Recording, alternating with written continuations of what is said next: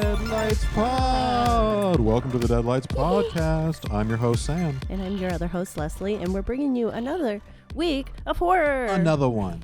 And this week, we have a special guest, Matthew. Woo! Thank you kindly for having me. Welcome, too. sir. Welcome, Thank you. sir. It's a real treat to be here, Yes. first and foremost. Appreciate that, and I'm glad we got you in because, honestly, of the very close friends that I have, you're the only other one who's really into horror movies. I feel like as intensely as I am, so I wanted to get you in here for a while. Intensely. Well, brother, Intensely. You guys have been going deep for a little while here, so it's very cool to see how this has progressed over the time. It's an honor to be here. I'm honestly very excited about it. Awesome. Thanks. Well, and honestly, we went really OG for you. Yeah, like we did. Super OG. 1928. 1928 OG. Holy. With the movie that we just watched. Which what was it? It was What was it? The Fall of the House of Usher from 1928. Directed by Jean Epstein. Written by Louis Buñuel and Jean Epstein. Allan visits the sinister Usher family mansion where his friend Roderick is painting a portrait of his sickly wife Madeline. The portrait seems to be draining the life out of Madeline, slowly leading to her death. And boy, did it. It did. It did. It did. Sucked the life right out of her. Yeah. What a painting. Oh. Honestly, that's how I feel about... Okay, look. Monet. I like Monet. It's very, cute. I just want to live in it. But I don't feel like, it's attacking me with its beauty. I've never felt like a piece of art is draining life. Maybe Martyrs, honestly. That movie drained the life out of me in some way. Have you seen it? Mm-mm. No, don't do it. Don't go No, there. actually do. No, But I've been don't. wanting to. Do, but don't. Just be careful. Just be warned. It's intense. It's intense. I think you should see it because it is a really good movie, but it's... It quite hurts. It hurt me.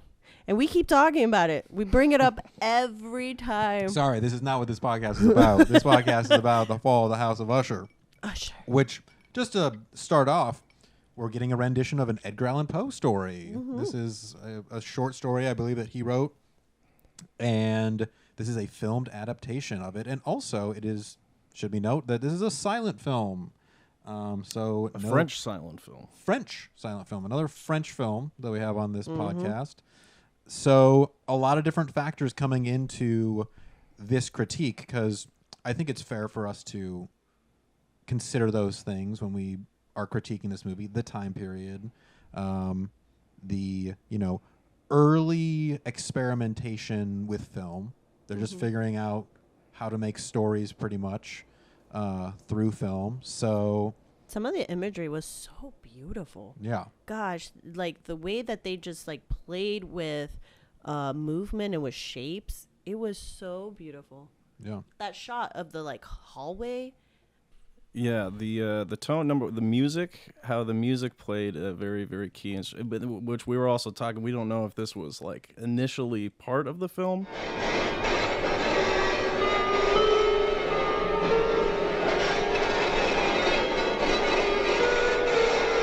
And that long shot through the hallway with the waving the curtains like they just kind of continue to pick up in speed and intensity. It's almost like this movement or this entity is kind of drawing towards him as he's enthralled with the painting. All right, well, you know what? Let's jump into the can because it sounds like we're really getting there with the can. Ooh, and yeah. I think it's fair because, like I said, it's a silent film. So this movie, the storytelling functions off of pure visuals, which I think is important because I think they did a pretty good job of just with the visuals telling the story and portraying not only the story points but the emotions of the character. I thought the main guy was Roderick. I thought he was really good. I thought his eyes were so first of all, like really they must have been really light in real life. Yeah. Because you the could tell. camera is picking them up very intensely. And he just seems haunted. Like his character is just he's running from death for sure, and he's just haunted by the idea that death is coming for not only his wife but eventually for him too. and you can see that just through his performance. So props to Roderick, that actor. I thought he was really good. The whole time I'm like, what's the acting style that people were doing back in the 1920s?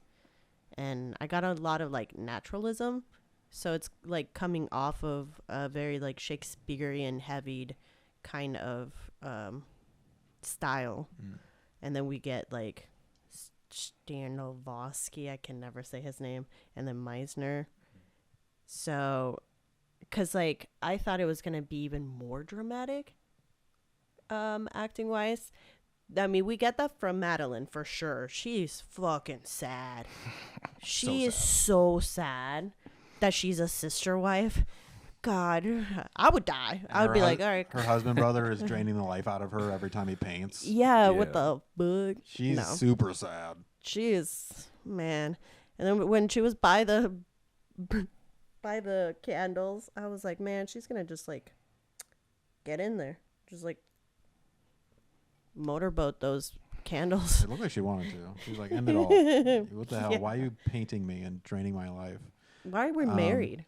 I also agree with you though. Like I thought it was gonna be more play-like because of just the time period alone. But it was really like, it felt like in your face in some points. We're getting these intense close-ups and these tracking shots, which I was not expecting at all. That's not easy to do in the 20s. These cameras are fucking big. They're tracking in, they're dollying in, they're moving around the hallways and around people. I was actually like super impressed with the camera movement and how they used that with the editing to create these very surreal sequences. That's, putting us in Roderick's spiraling mind. Yeah, the cinematography was pretty beautiful. It started off like pretty rudimentary and like just like these simple quick cuts, like the traveling through the carriage in the woods, the mud, and it's like these just kind of quick frames are setting, and I was like, all right, so this kind of set the tone for where we're at. But once you get to the castle, once you get inside the house of Usher, as it were, the way everything unfolds out of like Roderick's mind and his obsession, the way the music just starts really losing itself in layers like crazy, and this kind of like maddening interpretation of his head.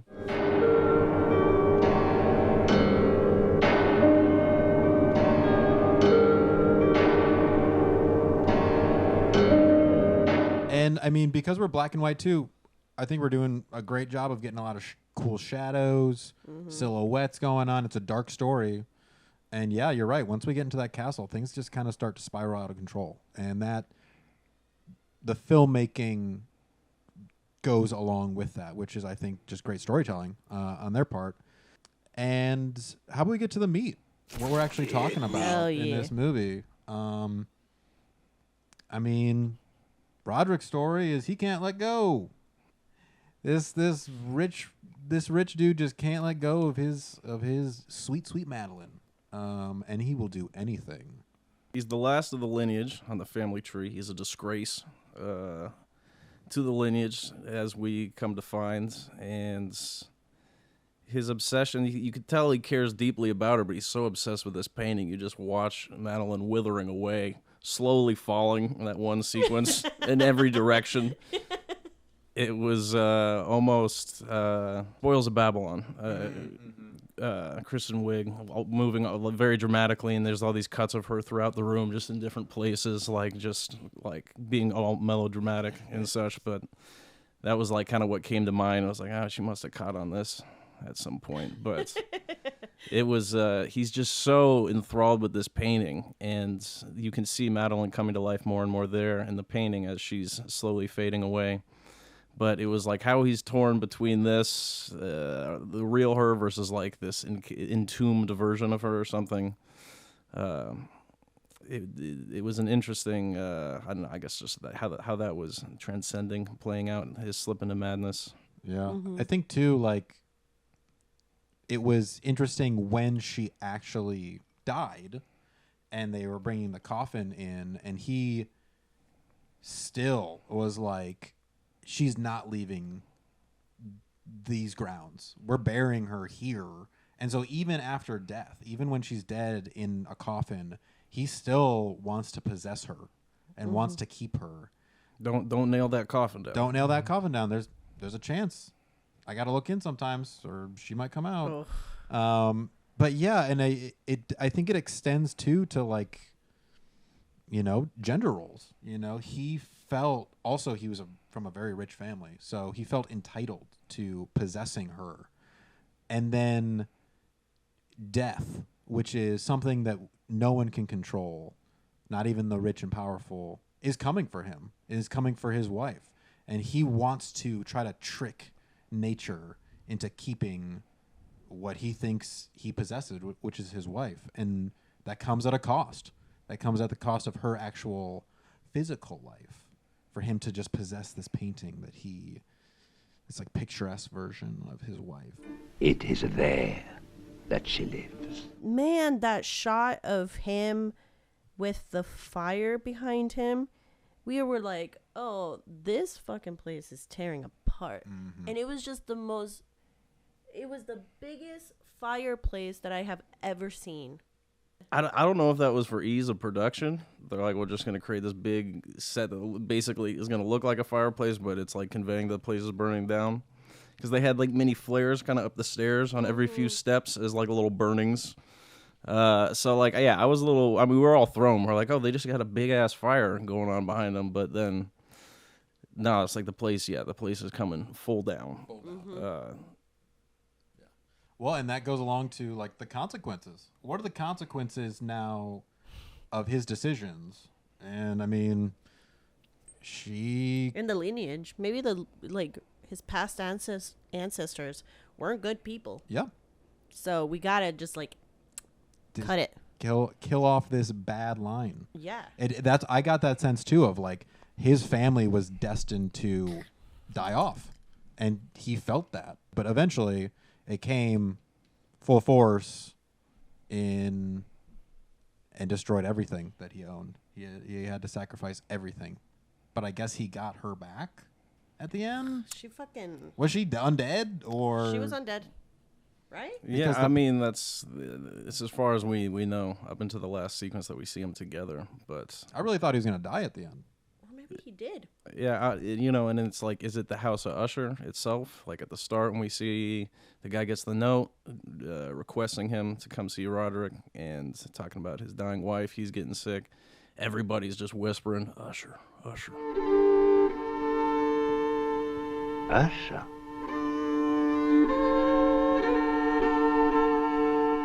Oh, in a fearful tone, so it's just like this bad entity, this bad place.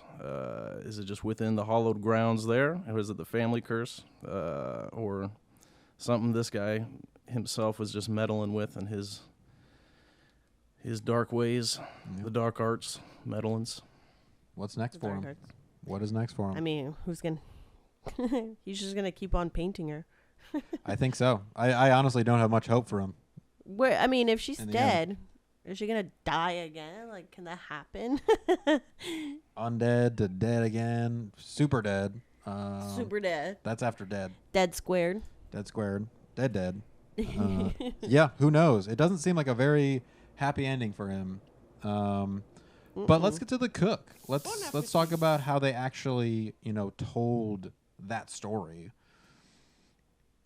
I thought it was well done. I thought that this kind of seeing this spiral into madness because you are trying to take control of forces that no one can possibly take control of was told pretty well. I mean, we saw the fall of the House of Usher, the thing that we were told from the start.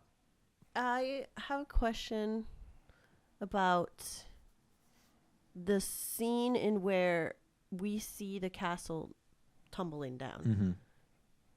Those like white dots, those were stars. Is that what we're? Like I could see the exterior of that background being more so, but in the middle it's like almost tree shaped. They're so like tightly aligned in some sort of formation going up. It was really hard to understand exactly what they were trying to go for there.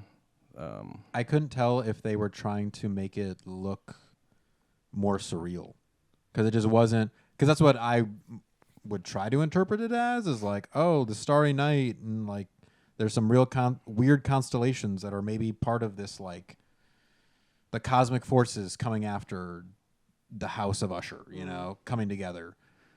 But it wasn't clear enough. Like that image wasn't clear enough to tell if it was intentional. So yeah, I agree. I don't know. I think maybe stars.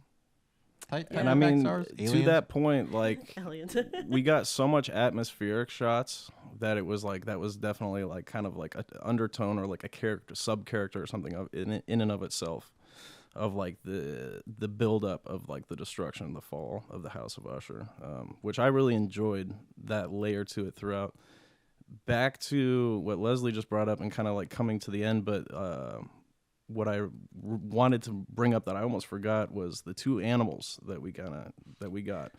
We got a pair of toads or frogs atop of one another, one atop the other, and then this white owl.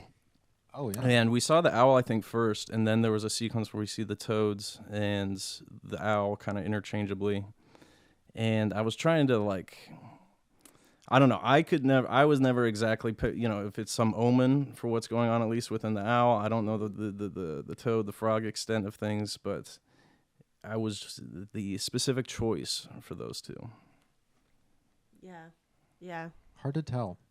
At least to me, like an owl represents some sort of watcher, you know, something watching over you constantly.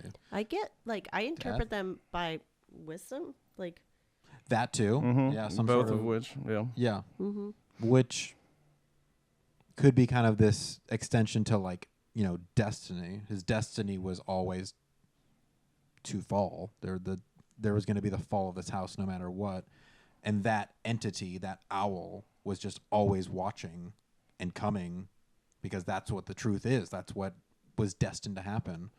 The toads are interesting though, because I don't really know that they're not reptiles, but like they're kind of like that kind of reptilian creature, which I guess maybe could extend to the Ushers. Maybe they're these kind of like slimy characters.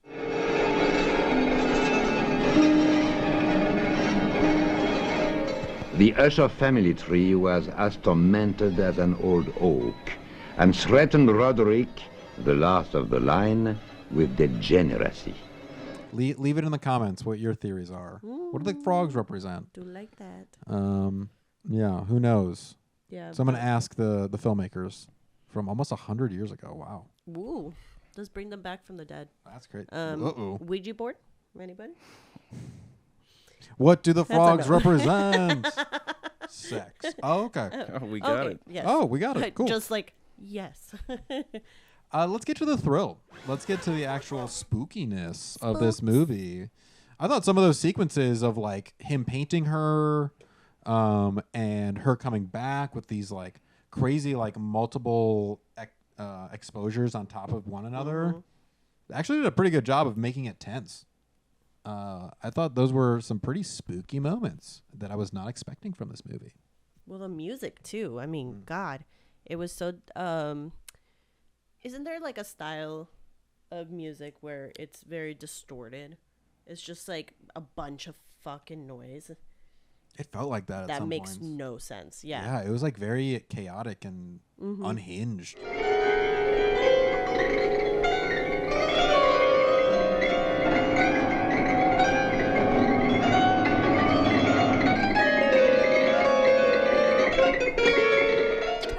Yeah, I feel like that. Yeah, we'd have like some good strings, orchestral, and my organ, and then it just like it would be beating in all different directions. There was one tone that came up twice, and I didn't know if it was trying to convey that it was raining outside. Almost, it kind of sounded like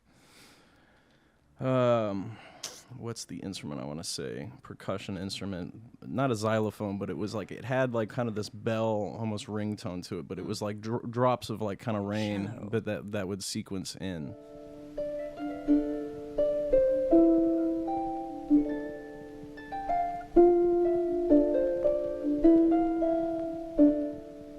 And we had like the few scores that were like definitely themed through lines to back when he was painting Madeline.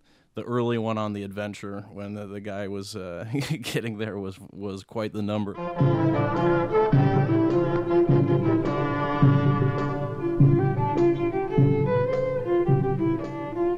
But yeah, the way, again, just coming back to that layering, like the maddening of his mind as he's just like alone in this house, just like taking on like the immense weight of whatever all of this is that's going on, that's taking him over and everything. And it was definitely conveyed very well. I mean, it was tense, but like just very intriguing, very enthralling. Mm-hmm. And he ultimately was the bad guy. And so that means like our main character is the bad guy of the movie. And I always kind of like those perspectives. We're not having some sort of hero guy come in that we're supposed to love because he's like the all-American guy, and then he's coming in to experience Roderick. We're pretty much in Roderick's shoes the entire time. So we are sympathizing with him inherently because it's the movie's from his perspective. But in the end, he is just kind of a bad dude that probably has done a lot of shit to deserve whatever curses have come across his family. So I always like that kind of switch of perspective. We're in the perspective of the villain of the movie. Well, it started too like we were going to have that hero, because he gets the letter and then we're following his journey to get to the house of Usher, essentially. And then once you're within, like, I even kind of lost for a second, like, which guy is that again? Yeah. There was a little muddling of people early on, all the servants and stuff, or butlers in the house, and then I guess it came through clear and back around in him trying to help him, but he wanted no part, even though it seemed like he was the one who summoned him, Roderick, this other guy. He didn't want any of his help when he was there, and I'm not really sure what the purpose of his character was. It was, quite honestly. Allan, that was his name. and we Allan. would get, like, they would either read some sort of like correspondence that we would be able to hear in English, dialogue spoken for that, or just like a spoken title card, or for something, for what a character said. But it often, especially around him, wasn't enough to understand really what he was doing or effectively trying to do and help. Yeah. Other than just, I guess, support with Madeline's death and the burial.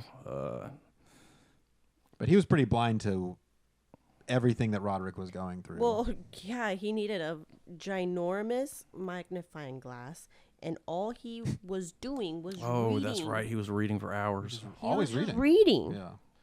Which kind of feels like maybe this is the pitfall of taking a book to movie, because I could see in a book we are following with Allan to the House of Usher, learning about Roderick through him. I can see his character actually working better in a book, but then when you put it into a film and the perspective kind of just naturally goes towards Roderick, his character kind of becomes unnecessary. So maybe and I mean, especially to convey how the story is going to play out exactly at that point. All the expressions, the tone, everything that was within Roderick, and again, what was the actor? Do we know his name? Yeah, Oh, I remember it was great when it came up at the start of the film. It was like it was very French. Yeah, there was Jean-Pierre. Jean. Jean-Pierre. It's gonna be like John Smith or something. Sean Debucourt. Okay, I think it was just the last name there. Debucourt. Debucourt. Yeah, he was great. He Yeah, was really, he was pretty great. Really good. Those eyeballs, man. Really sold it. Woo. Really sold it.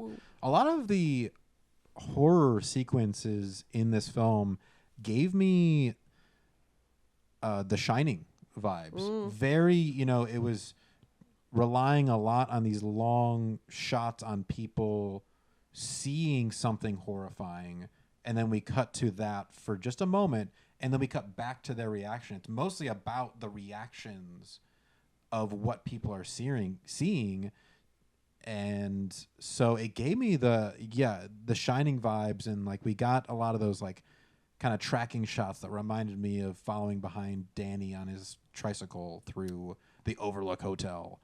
So I think Stanley Kubrick probably saw this movie Absolutely. I mean, the isolated interior shots in the hallway or the fireplaces, the bookshelf or the books fell endlessly throughout the film. But there was all these like continued like this big open kind of mansion, but it's just like very lonely, isolated, and you're just kind of holding on these frames that you're like almost, you don't know almost like why you're seeing it. But that was I was very much having similar Shining and his slow slip into further madness. Yeah, it was dope. It was dope. All right, let's get to the final ride. How entertaining was this movie? Now, it should be noted, this movie was an hour and 5 or 6 minutes, around that. Probably one of the shorter movies that we've watched on this podcast so far. Just noted it. I felt pretty entertained. Yeah. I was pretty enthralled by what was going on, and the sequences that were getting more trippy were, definitely enticing me along the way. The ride was great. I loved the imagery so much. Didn't care too much about the script, but also 1928, so I can't really fault it. And also, like, I think just seeing something so early and just seeing what they were experimenting with, and like how they wanted to tell their story was really great.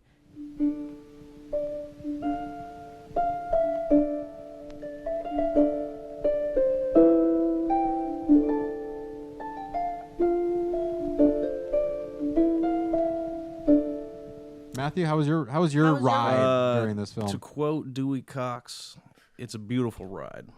It was great. It was definitely. I mean 1928 going back, like, to be honest, it's I feel like I don't put myself in the position to watch enough of like real old film unless it was a lot of the film school stuff back in the day or what, a little bit outside of that. But anytime, it just doesn't come front of mind. There's so much out there, and it's just like, but anytime you have the beautiful, like, kind of forced not forced. I don't mean it was forced. This was honor to be here. No, I just mean it was the roll of the dice what this week's film was going to be, and it was very cool to be able to go back and, like Leslie said, what their means of ability were to portray a story at that time, how they went about that, and kind of how twisted and stuff a lot of it still was.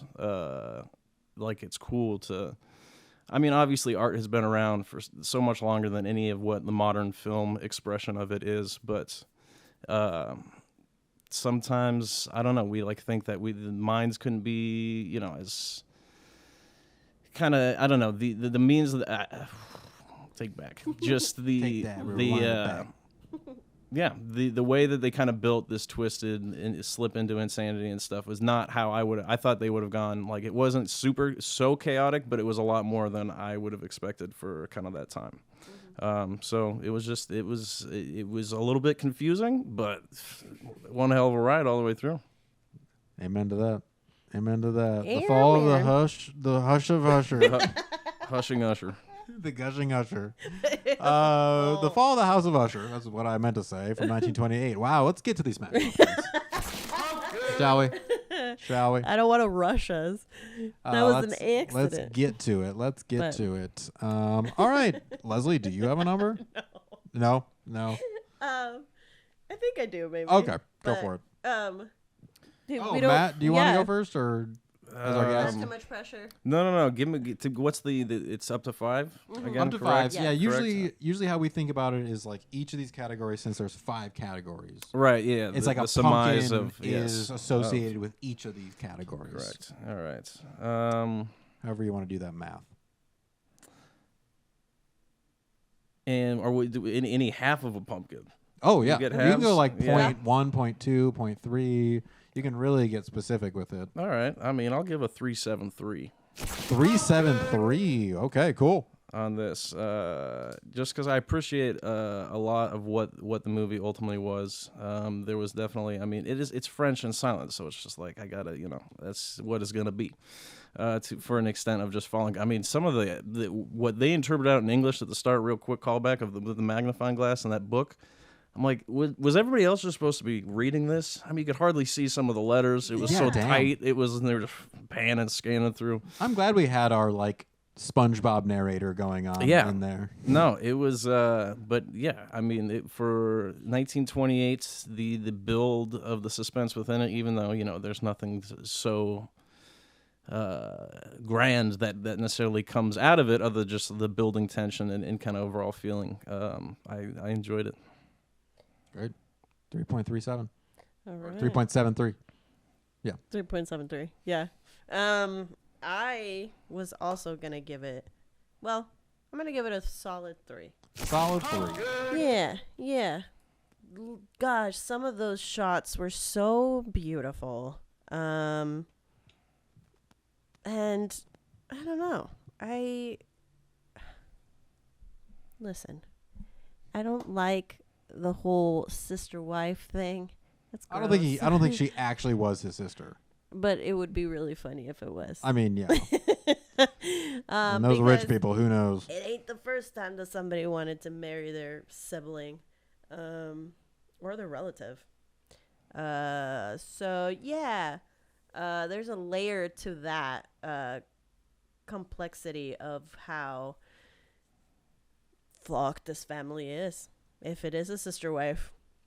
So I like that idea, but if it is, but you that like storyline, you do like the sister wife. I don't, but I do. Okay, it's one of those things. Yeah. One of those convoluted. Don't know how to feel about it. I obviously we know how we feel about it, but it's also like it's an interesting story. Roderick, come on, jeez. I think I am going to give it a solid 3.5. 3.5. Solid 3.5. A really solid. Solidify that in there. 3.5. Because I really did. It did a lot more than I expected it to, and for 1928, I got to give them props for playing with a lot of stuff.